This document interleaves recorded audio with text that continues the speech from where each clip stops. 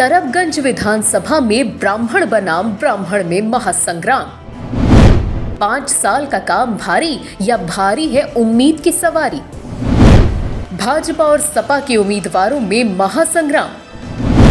एक नारायण तो दूजा राम।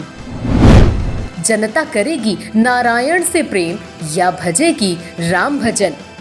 यूं तो उत्तर प्रदेश के गोंडा जिले की सभी सीटें पर जबरदस्त फाइट है, जिसके चलते पूरे गोंडा जिले का माहौल भी टाइट है। बात नदियों से घिरे तरबगंज सीट की जाए तो इस सीट पर पहली बार ब्राह्मण बनाम ब्राह्मण महासंग्राम का शंखनाद हो चुका है। भाजपा के टिकट पर चुनावी ताल मौजूदा विधायक प्रेम नारायण पांडे ठोक रहे हैं। वहीं बसपा यानी बहुजन समाज पार्टी से समाजवादी पार्टी में आए रामभजन चौबे समाजवादी पार्टी के टिकट पर तरबगंज के चुनावी मैदान में हैं। दोनों प्रत्याशी तरबगंज की सियासत के दिग्गज धुरंधर हैं। दोनों की अपनी अपनी सियासी यूएसपी है, अपने अपने तरीके से वोट मांगने की नीति और रणनीति है। जहां सपा उम्मीदवार रामभजन चौबे योगी सरकार की नीतियों को निशाने पर लेकर अखिलेश यादव के संकल्प पत्र के आधार पर जनता के बीच जा रहे हैं, वहीं भाजपा के उम्मीदवार प्रेम नारायण पांडे मोदी योगी की नीतियों और विधायक रहते हुए खुद के कामों के आधार पर जनता से दोबारा विधायक बनने की अपील कर रहे हैं। सबका साथ, सबका विकास और सबका विश्वास,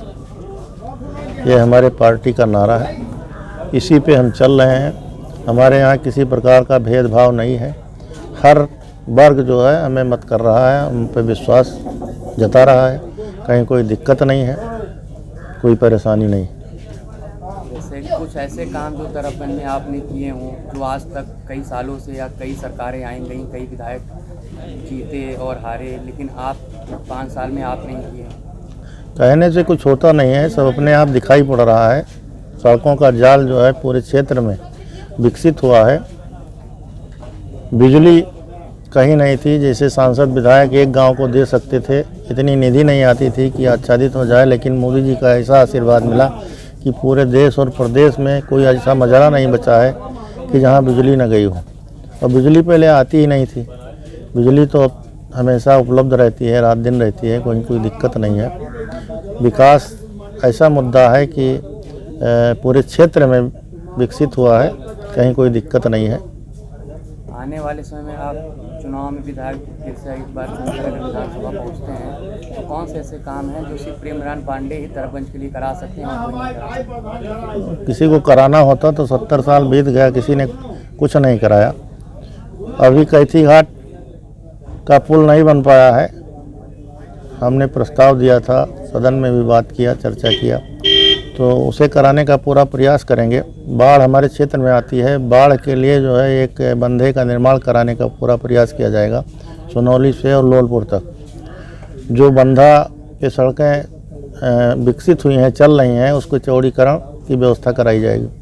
सीएससी जितनी हैं उसको और विकसित कराया जाएगा। प्राथमिक स्वास्थ्य केंद्र जैसे जहाँ नहीं है वहाँ उपलब्ध कराया जाएगा। ऐसी कोई समस्या नहीं है क्षेत्र में। निर्णायक वोट साबित क्या मानते हैं? सभी वर्ग के जो है वोट निर्णायक होते हैं। ऐसा नहीं है कि क्षत्रिय जो है वोट निर्णायक होते हैं क्षत्रिय वर्ग के, लेकिन ऐसा कोई समाज नहीं है जिसका वोट हमें नहीं मिल रहा है। चाहे क्षत्रिय हो, ब्राह्मण हो, किसी भी प्रकार के, हिंदू हो, मुस्लिम हो, यादव हो। लोग कहते हैं यादव मुस्लिम भारतीय जनता पार्टी को नहीं देते। मैं 12 में लड़ा, रामपुर टेंगराहा है, मस्जिद पे हमारा झंडा लगा था, माइक लगा था। पूरे क्षेत्र में अगर मुस्लिम वोट देते हैं तो ये नहीं है कि वो समाजवादी को देते हैं। आप 2 बार पहले भी चुनाव लड़ चुके हैं, 1 बार आप विधायक भी बन चुके हैं। पिछले 2 चुनाव में, इस चुनाव में आप कितना अंतर समझते हैं? आपको महसूस हो रहा है कि कैसा अंतर आपको? इस पहले चुनाव हुआ था, ना मेरे बारे में ना हमारी सरकार के बारे में कोई कुछ जानता था। 12 में, 17 में आदरणीय मोदी जी 14 में आए। 17 में उनके आशीर्वाद से, उनके विकास के, उनके सर्व समाज की सेवा करने से 17 में सरकार बनी। मोदी योगी जी का आशीर्वाद प्राप्त है पूरे क्षेत्र को, पूरे प्रदेश को। कहीं कोई दिक्कत नहीं है। इतना विकास हुआ है कि पिछले 70 साल में कभी नहीं हुआ। आपने सुना कि बोलने पर कम विश्वास रखने वाले प्रेम नारायण पांडे का कहना है कि हल्ला मचाने से नहीं, काम करने से वोट मिलता है। मोदी योगी ने जो काम किए उससे हर वर्ग को फायदा मिला और सभी वर्ग एक साथ मिलकर फिर से कमल खिलाने के लिए काम करेंगे। आपको बता दें, प्रेम नारायण पांडे ने पहली बार 2012 में भाजपा के टिकट पर ही पहला विधानसभा चुनाव लड़ा था, लेकिन उस चुनाव में उन्हें हार का सामना करना पड़ा था। वहीं दूसरी बार 2017 में वो समाजवादी पार्टी सरकार के दिग्गज मंत्री पंडित सिंह को रिकॉर्ड वोटों से हराकर विधानसभा पहुंचे थे और अब इस बार दोबारा विधानसभा में एंट्री के लिए दम भर रहे हैं। बात की जाए समाजवादी पार्टी के उम्मीदवार रामभजन चौबे की, तो वो भी पहली बार 2012 में बसपा के टिकट पर चुनाव लड़े थे और कुछ वोटों के अंतर से चुनाव हार गए थे।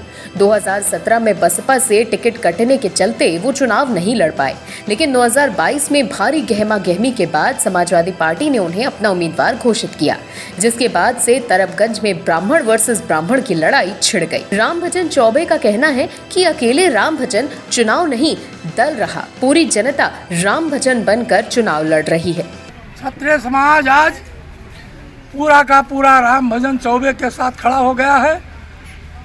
तरबगंज विधानसभा की जितने क्षत्रिय समाज के हैं सब हमारे साथ हैं और सर्व समाज के लोग हमारे साथ मिलकर के आज चुनाव को 80% बनाम 20% कर दिए हैं। जनता स्वयं चुनाव लड़ रही है।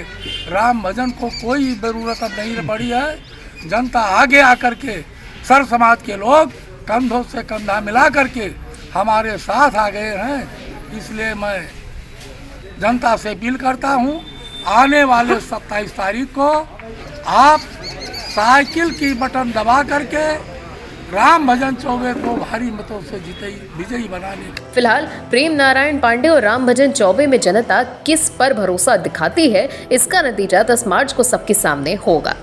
Bureau report, NTTV Bharat. देश दुनिया की ताज़ा तरीन खबरों से रूबरू होने के लिए सब्सक्राइब कीजिए आपका अपना चैनल NTTV भारत।